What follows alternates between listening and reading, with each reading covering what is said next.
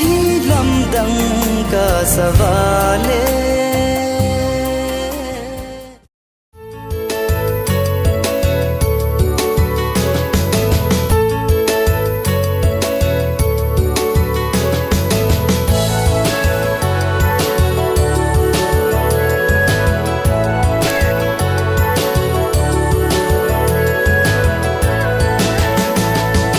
Namel kamunya pat kadeye Kukilanu nang bau kadeye Kabuy nunga meitay nunga Bengali nunga sangin Kadeye kastar le ozirbam kukilanu nang Ho ho kukilanu nang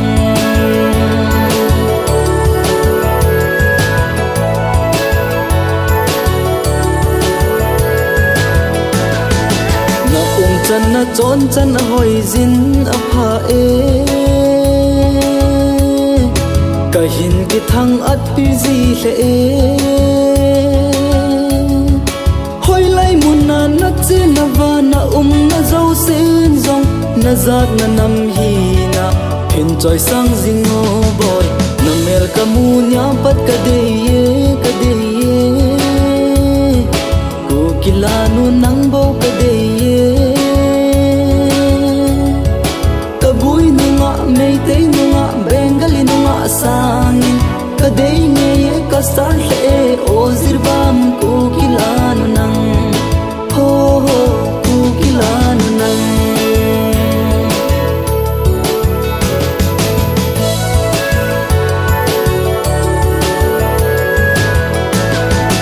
O kanam kuki pa hoy nu mel hoy nu Nazat na nam na choi sang le Bazar dunga bazar kaya na hung zi teng zong le Na nam pon khat be to hung kai tha zi o boy Na mel kamu nya pat ka de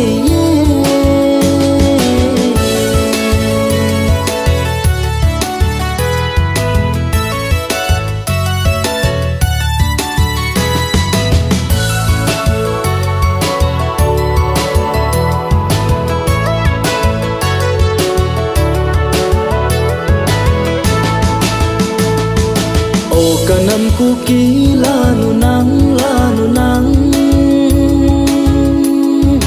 Ima kison lal na in Zadang nam dang ten ni ma chan gel zeng hi zong leo chun na nam tang pa ken wa la la la la la la Namel kamu nya pat kadeye